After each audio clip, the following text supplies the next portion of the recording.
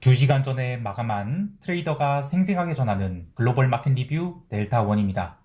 우리 시장은 옵션 만기를 맞이해서 하루 종일 종합주가지수 2540에서 2560이 좁은 박스권 내에서 움직였는데요.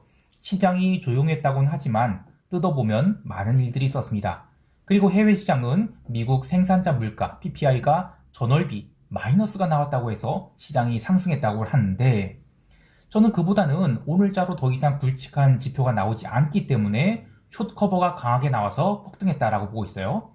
시장 어떻게 보고 있는지, 그리고 대응 전략은 무엇인지 이야기해봅니다. 먼저 아시아 세션 갑니다. 우리 증시는 미국 증시가 윗골이 달고 음봉으로 처박혔음에도 불구하고 생각보다 갭다운이 크지 않았어요. 게다가 갭다운 이후 5분 만에 빠르게 눌림을 회복해버린 등 저가 매수의 대기를 확인할 수 있었습니다.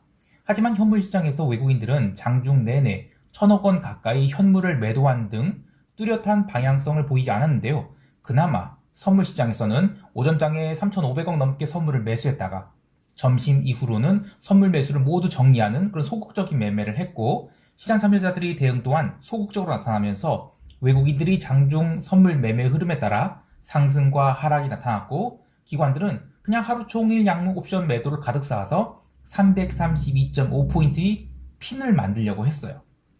그런데 변수가 있었죠. 바로 개인들인데, 개장과 함께 양옵션 매수를 5만 개씩 질러댔어요, 개인들이. 그런데 갭 다운이 나왔단 말이에요. 처음에 개인들이 시가부터 콜옵션을 무려 3만 개가 넘게 매수를 했어요. 그래서 마켓 메이커들은 고민을 하기 시작합니다. 저 콜옵션을 꽝 시키자니 풋옵션을 대량으로 발행을 해야 될 것 같고, 또 꽝을 안 시키려면 롤링업을 해야 되는데 나름 저가에서 콜옵션을 팔았단 말이에요. 그러면 이 롤링업 비용이 커질 텐데 굉장히 고민이 많았겠죠. 그래서 일단 초반에는 델타를 맞추어서 풋옵션 매도를 쌓기 시작했는데, 점심때까지 지수가 사실상 점진적 레벨업을 하면서 여기서 조금만 더 오르면 콜옵션 감마가 터질 수 있는 상황이었어요. 그런데 그 다음부터는 콜옵션 누르기가 진행됐죠. 그래서 선물시장에서 굉장히 보기 드문 현상이 벌어집니다. 점심시간 이후에는 외국인도 선물 매도를 할 때 기관들도 함께 선물 매도를 쌓기 시작했어요. 보통 외국인 선물 매도하면 기관은 카운터파티로 선물 매수를 하죠. 근데 함께 매도를 한 거예요. 그 매도 물량을 전부 다 개인이 받았고요. 이와 같은, 이것은 어떻게든 오전장에 싸게 발행해 놓은 콜옵션을 꽝 시키기 위해서였다라고 보는데요. 오후장에 계속해서 콜옵션과 선물을 함께 누르던 마켓메이커들은 동시효과가 들어가자마자 눌러놓았던 선물을 빠르게 환매수하기 시작합니다. 15시 20분 이후로 아니 왜 이렇게 선물 매수가 강하게 들어오는가 라고 놀라신 분들이 있을 텐데요. 이 현물 마감 동시효과가 들어가고 나면 더 이상 선물 매도를 누릴 필요가 없기 때문에 선물 매도를 빠르게 청산해서 그런 것이죠. 덕분에 기관들은 콜옵션 매도한 것을 싼 가격에 잘 걷어낼 수 있었고, 종가의 0.04포인트로 거래되던 콜옵션 332.5는 결제 가격이 무려 15배나 가까이 나는 대시세가 나게 됩니다. 일부 투자자들은 0.04에 1,000만원치 샀으면 이 마감 동시효과에 1억 5천 되는 건데 아깝네 라고 하실 수 있지만, 마켓 메이커들 입장에서 보면 콜 332 일중 발행 평균 단가가 0.55예요. 개장 초 콜옵션을 아주 싸게, 그때 평균 단가가 0.28에서 0.33 사이였거든요. 거기서 막 이제 그 콜옵션을 팔았단 말이에요. 그리고 반대로 거기서 콜옵션을 산 개인들은 장중 내내 콜옵션 매수 평가 이익을 갖고 있었죠. 자, 그런데 그 폭이 얼마 되지 않았어요. 시간 가치 감소가 있어서 오후로 갈수록 이 청산의 마라 굉장히 고민을 하게 되었죠. 자, 그런데 입장 바꿔서 반대로 옵션 매도를 한 마켓 메이커라고 생각해보면 장중 내내 이 옵션 매도를 싸게 했기 때문에 이 평가 손실을 입고 있는 거예요. 그래서 이걸 어떻게 해줘야 되나 계속 고민을 했을 겁니다. 물론 시장이 추세 상승장이라고 하면 당연히 뭐 마켓 메이커들은 양매도 같은 짓 안 하고 델타 위로 딱 열면서 풋옵션 막 패드했을 텐데, 시장이 당장 추세를 보이지 않았죠. 그래서 한 템포 쉬면서 대응을 했다라고 보고 있어요. 그리고 오후장에 선물을 지그시 누르면서 콜옵션을 눌러댔죠. 그렇게 지루하게 눌리자 장중에 평가 이익을 보고 있던 개인 콜옵션 매수자들은 계속 콜옵션이 찌그러드니까 눈물을 머금고 익절을 하든지 본절, 심지어 손절을 하는 등 콜옵션을 마켓 메이커들한테 다 털리게 돼요. 그리고 나서 마감 현물 동시효과 딱 들어가고 나서 지수를 폭등시키고 선물 매도를 싹 걷어낸 것이죠. 여기서 또 소설 쓰고 앉아있네 라고 하실 분들이 있을 텐데요. 진짜 이렇게 해요. 이번 4월물 옵션 시장의 특징이 콜 클래스에서 평균 발행 단가를 넘어서는 시세가 발생했기 때문에 마켓 메이커 입장에서는 이 화요일까지 시세를 딱 줬다라고 하면 수요일부터는 최대한 이 콜백 스프레드의 똥장 구간에 쳐넣고 마무리 지려는 욕구가 있었을 텐데, 그러기 위해서 수요일에 풋옵션을 최대한 많이 매도해서 델타를 맞춰놓고, 그러고 나니까 이제 수요일 밤 미국 CPI 발표 이후에 나스닥이 내리꽂아 버렸죠. 그러니까 또 이제 고민을 하는 거예요. 왜냐면 풋옵션을 많이 매도했는데 갭다운이 너무 크게 나오면 또 양싸대기를 맞는 거니까요. 그래서 이제 위와 같은 전략으로 콜옵션도 꽉 내주고 풋옵션도 꽉 내면서 그렇게 마감을 했다, 이렇게 보고 있어요. 그게 마켓 메이커들이 최대 이익이기 때문이에요. 여하튼 옵션 만기는 무난하게 끝났어요. 자, 그럼 향후 방향성은 어떻게 될 것인가, 이걸 고민해 봐야죠. 우선 선물 포지션은 오늘 오후장에 미결이 전일 대비 무려 5,000개가 넘게 감소를 해서 방향성 부담은 좀 줄어든 상태예요. 현물은 사실상 종가 고가로 당겨놨죠. 그래서 기본적으로는 금요일에 현물 매도가 나오기 좋은 상황인데, 하지만 해외 시장이 크게 올랐단 말이에요. 그리고 약한 선물 시장 무려 3포인트 가까이 상승했죠. 그러면 이제 금요일 오전장은 오버슈팅이 나올 가능성이 높아요. 그러나 저는 그 오버슈팅이 이번 주의 마지막 시세가 될 수 있다고 봐요. 지난 영상에서 이야기했듯이 지금 5월물 옵션 시장은 위로도 아래로도 등락이 굉장히 크게 나올 수 있는 장이라고 봐요. 양 클래스별 옵션 발행량이 적지 않은 상태에서 잔존리는 지금 4주란 말이에요. 그리고 5월에는 휴일도 많아요. 따라서 초반에는 옵션 다이어트를 한 뒤 중간중간에 옵션을 갭으로 날리면서 추세 추종 매매가 굉장히 어려운 그런 월물이 될 것 같아요. 현물 시장 참여자 입장이 된다면 이제는 작년 10월 15일 이후로, 그리고 짧게 보면 이번 3월 중순 이후로 시작된 상승 추세가 조만간 마무리될 수 있다는 점을 생각해 봐야 되겠습니다. 물론 올라오는 각도가 아주 가파르기 때문에 초반에는 콜옵션 시세를 더 줄 수는 있다고 봐요. 그러나 콜 클래스의 미결이 적절하게 쌓이고 나면 저는 얼마든지 뒤집힐 수 있다고 보고 있어요. 따라서 5월물은 선물로 방향성을 더 이상 잡지 않고 옵션으로만 대응할 계획인데요. 초반에는 약한 델타 숏으로 델타 숏 포지션으로 지수를 따라가다가 중간중간에 델타를 열어서 이익을 실현해가면서 진정한 하락 시세가 나올 때까지는 천천히 소극적으로 대응하도록 하겠습니다. 좀 더 구체적인 대응 전략은 총평 때 하기로 하고 유럽 세션은 넘어갈게요.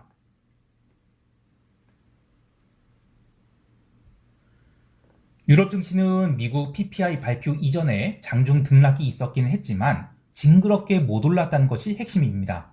하지만 변동성 매도도 계속 나오고 있었죠. 그래서 유럽 증시는 변동성 매도와 함께 지수가 눌림이 같이 나왔어요. 굉장히 트레이딩하기 피곤한 장이었죠. 유럽 증시 강세에 대해서 LVMH, 루비통 얘네들이 이제 갭으로 신고가 달성했죠. 그러면서 이제 소비지 주식들이 시장을 받쳐줘서 그렇다라고 하는데, 트레이딩하는 입장에서 데이터를 보면 유럽도 마찬가지로 지금 주요 대형주로 시장을 받치면서 나머지 주식들은 좀 떨어내는 패턴이에요. 시장을 자꾸 압축해서 대응한 것은 시장이 상승을 따라가야 되긴 하지만 상승이 논리에는 동의하지 못하겠다, 이런 의미가 담겨있다고 보는데요. 유럽 증시는 미국 PPI 발표 이후에도, 그리고 미국 본장 개장 후에도 계속 눌렸다가 미국 증시가 워낙 강하게 치솟아 오르니까 그 뒤부터 조금씩 올라서 마감을 했어요. 통화시장에서는 아시아 세션과 유럽 세션 내내 오지달러가 강세를 보였습니다. 그 고용지표가 굉장히 강하게 나왔죠. 호주. 그래서 이제 한번 올라간 뒤에 또 유럽 세션 시작 후에는 비달러 바스켓이 통으로 강세를 보였어요. 그래서 이제 유로화나 오지달러나 미국 PPI 발표 전에 상당히 많이 올라와 있는 상태에서 미국 PPI가 전업이 마이너스로 딱 나오니까 달러가 레벨 다운을 했죠. 그래서 현물 마감 때까지 비달러 바스켓들이 스퀴즈가 나오게 됩니다. 오늘이 비달러 바스켓 상승으로 유로화는 지난 2월에 기록한 고점을 돌파했는데요. 자, 여기서 지금 굉장히 중요한 얘기 할 거예요. 잘 들어보세요. 2월 초에 기록한 유로화의 고점에서 3월 초의 저점까지 유로화가 급락한 이유는 기본적으로 채권 파동 때문에 그렇고, 클라이막스는 크레딧 스위스였어요. 자, 그런데 시장은 외바닥으로 반등해서 유로화는 다시 고점 돌파를 했고, 유럽 증시 또한 변동성을 계속 죽여가면서 3월이 고점권에 다 왔죠. 자, 이것을 그냥 간단하게 보면 달러가 시장이 위험할 때는, 리스크 오프일 때는 달러 강세고, 시장이 리스크 온일 때는 뭐 달러가 약세다. 이렇게 생각하기 쉬운데, 자, 매의 눈을 갖고 디테일하게 보도록 하죠. 유럽 증시는 3월 6일에 고점을 찍었어요. 유로스탁스 한번 보세요. 자, 그런데 유로화는 2월 2일에 고점을 찍고 유럽 증시가 고점을 찍는 3월 6일까지는 줄곧 내렸습니다. 그래서 이때의 증시 상승의 내러티브랑 지금의 증시 상승의 내러티브가 다르다는 것을 알아야 돼요.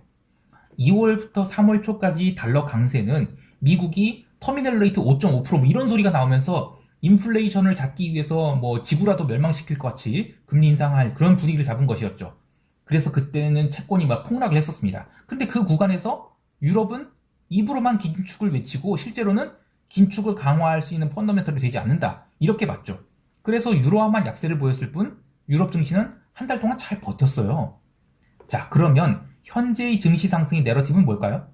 지금은 CPI도 꺾여, PPI도 꺾여. 그러니까 긴축 끝. 응? 이런 스토리로 지금 미국 증시가 올라가고 있어요. 자, 그런데 22 인사들 발언 보죠. 오늘도 뭐 그 피에르 분치 이런 소리 했어요. 뭐 다음 달 25bp 혹은 50bp 인상 뭐 이런 얘기했죠. 또 요아임 나겔 이 양반도 긴축 사이클 계속될 것으로 예상 이런 이야기를 하고 있으니까 유럽 증시는 뭐 기본적으로 변동성 매도 때문에 올라가긴 하지만 그 폭이 상대적으로 약하고 애꿎은 유로화나 폭등하고 있다는 것입니다. 너무 어렵게 느껴지나요? 이 멤버십 회원분들께서는 스크립트를 보시면서 따라오시면 되겠는데요. 자, 핵심은 드디어 누군가는 김칫국을 단단히 마셨다는 얘기예요. 실제로 오늘 PPI가 꺾였음에도 불구하고 채권 시장은 거의 움직이지 않았죠. 자, PPI가 꺾였다고 하면 지금 단기 채권 또 강하게 튈 거라고 생각했는데 저는 채권 시장 오늘 휴장인 줄 알았어요. 완전 안 움직였습니다. 따라서 오늘의 증시 상승은 사실상 숏 포지션이 항복 선언으로 봐야 될 것 같아요. 그리고 곧 시작될 1분기 실적 발표에 증시가 일희일비하면서 분산 과정을 거친 뒤에는 또 길고 긴 또 지루한 하락장이 시작될 것으로 보고 있습니다. 상품 시장에서는 골드와 구리가 비달러 강세로 추세적 상승을 했어요. 근데 골드는 PPI 발표 전에 이미 0.8% 가까이 상승한 상태에서 오버슈팅이 난 것이고 구리 또한 PPI 발표 전 톤당 9,000달러를 넘겼죠. 그 상태에서 PPI 발표하니까 오버슈팅이 나서 9,052달러까지 올라온 거예요. 자, 그런데 조금 미스테리라고 볼 수 있는 것은 PPI가 꺾이고 있다고 그러는데 상품 가격이 오른다? 물론 PPI 꺾인 거는 원유 가격이 제일 그 이슈예요. 근데 원유 지금 다시 80달러 이상 올라왔죠? 자, 이것도 뭔가 이상한 거예요. 저는 그래서 이건 마찬가지로 김칫국 먼저 마시고 있다 이렇게 보고 있습니다. 그래서 오늘의 시세는 대부분 숏 포지션이 항복 선언으로 보고 있습니다. 자, 기름 시장은 하루 종일 지루한 흐름을 보이다가 유럽 마감 30분 전 마지막 슈팅 주고는 미국 세션 후반 오후장에는 장중에 들어온 매수세들이 모두 빠져나갔어요. 그래서 82달러 초반까지 밀렸는데요. 어제 기름 매도를 쌓았던 것은 모두 청산했어요. 일단 기름이 200일설인 이 83.5달러 못 넘겼죠. 이것에 일단 저항을 확인했다라고 보는데요. 그렇다고 뭐 막 추세로 부러지는 건 아닌 것 같고 지난주에 갭으로 올라온 부분이 있기 때문에 거의 뭐 한 달 정도는 저는 이 구간에서 기간 조정을 거쳐야만 방향성을 보일 수 있다라고 생각을 해요. 자, 이제 미국 세션 넘어갈게요.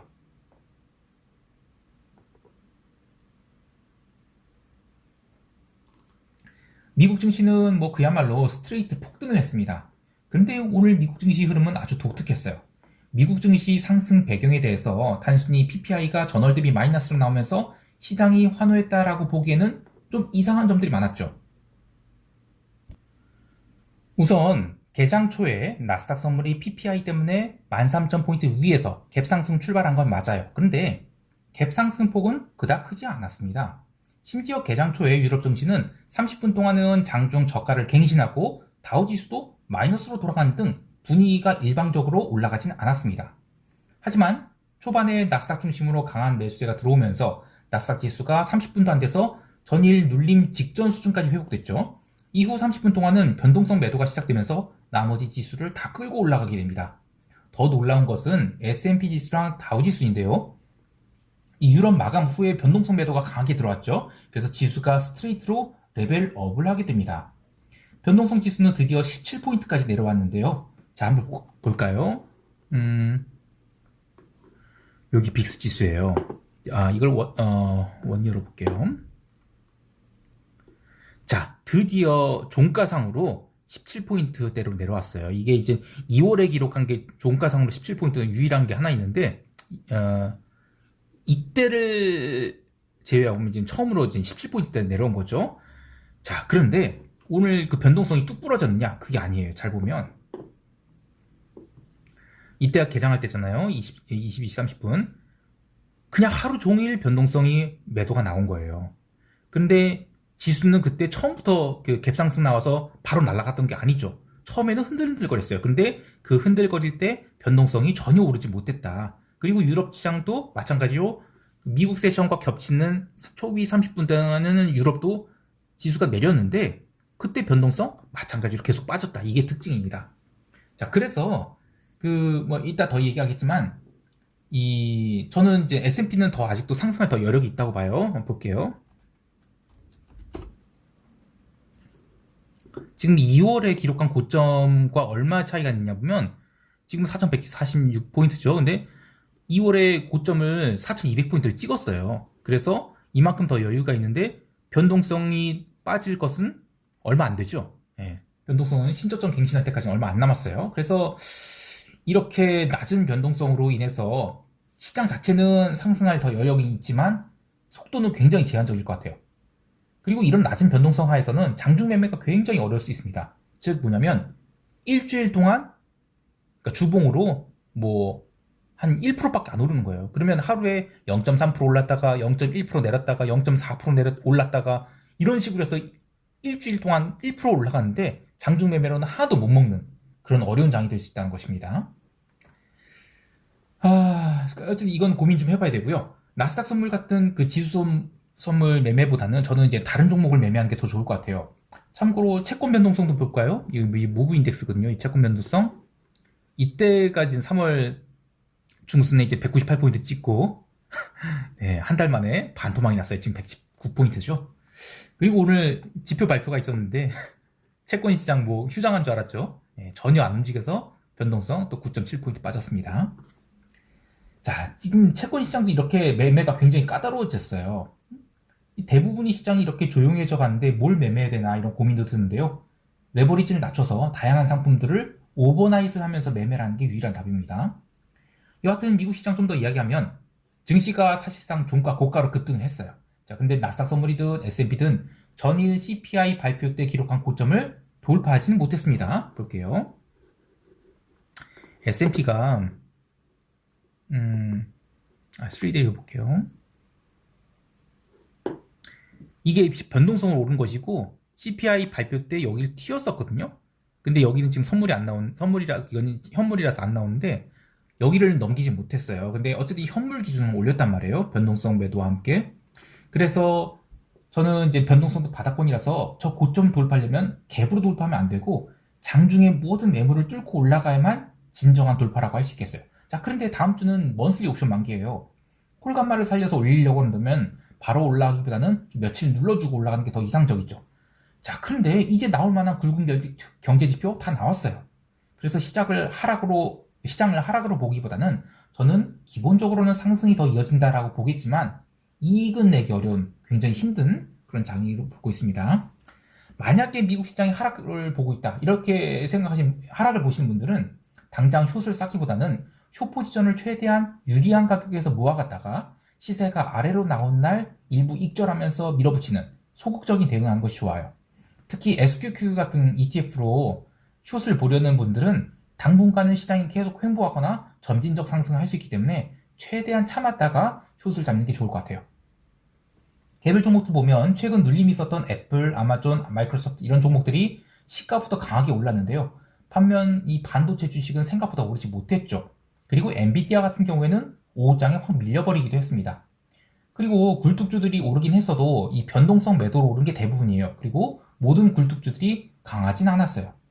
따라서 오늘 시장 상승에 대해서 굳이 이유를 찾자면 이 나스닥이 일봉 21선에 강한 매수가 들어오면서 시장을 받친 기술적인 상승이라고 볼 수 있고 거기에 더해 나올 만한 매크로 이벤트가 당분간은 나올 게 없어서 변동성 매도자들이 지수를 당기면서 시장이 올랐다 이렇게 보고 있습니다. 이제 시장 총평하면서 대응 전략 이야기할게요.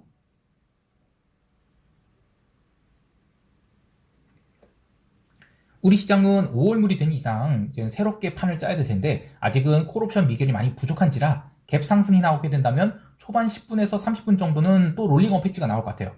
근데 이 상승은 저는 굳이 따라가지 않을 겁니다.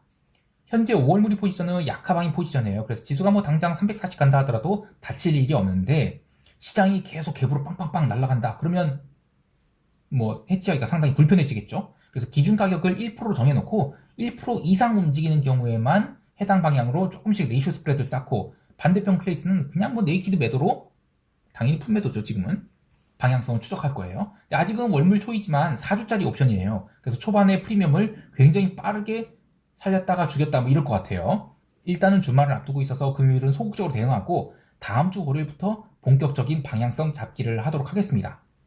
참고로 금요일에 야간 선물대로 갭상승이 나온다. 그럼 종합주가 지수 2580선에 가게 돼요. 2580선? 시사 매거진인가요? 대리운전인가요? 여하튼 다음 달에는 2640을 보고 있습니다. 해당 구간까지는 변동성의 영역에서 움직인다고 보고 소극적으로 해지를 하되 그 이상 가면 적극적으로 해지를 할 거예요. 현물은 이 구간에서는 신규 보유가 아니라 비중 축소를 생각하고 있습니다. 아니 2580에서 2640 간다고 그러는데 무슨 주식 더 사야 되는 거 아니냐라고 하지만 저는 여기서는 먹는 구간이라고 생각하지 않고 변동성 내서 저 아래에서 산 주식들을 청산하는 구간이라고 보고 있어요. 그리고 저는 제가 증거금으로 쓰는 대형 주식은 베타가 0.8밖에 안 돼요. 그래서 뭐 저는 이거는 비중 축소고 자시고 할 건 없는데 어쨌든 이 구간에서는 롱보다는 그러니까 신규로 막 저기 뭐야 메밀꽃 친구처럼 이제 주식 뭐 사야 되니까 이게 아니라 저 아래에서 산 거 이제 잘 팔는 거 이걸 관점으로 생각했죠. 그래서 저는 롱보다는 그동안 이제 강력 롱 외쳤는데 이제는 중립 관점으로 전환한다 라는 것을 말씀드릴게요. 해외 시장에 대해서는 마찬가지입니다. 러셀 롱 포지션 어제 다 털었어요. 여기서 더 올라가는 거는 이제 저변동성 구간이라서 제 몫이 아니라고 그냥 내버려둘 거예요. 오히려 좀 다른 것에서 수익의 기회를 찾고자 하는데요. 아까 이야기했듯이 이제 채권 변동성도 죽어가고 있어서 통화시장이나 뭐 상품시장을 들쑤셔 봐야 될 것 같은데 모두 굉장히 어려운 영역이죠. 그래서 고민이 되는데 여하튼 증시에 대한 롱마인드는 이제 접고 중립으로 전환합니다. 물론 숏은 좀 더 기다려야 되죠. 그래서 SQQQ 이런 거는 아직 아니고요. 자, 오늘 하루도 성공 투자하시길 바랍니다. 이상 델타원이었습니다. 감사합니다.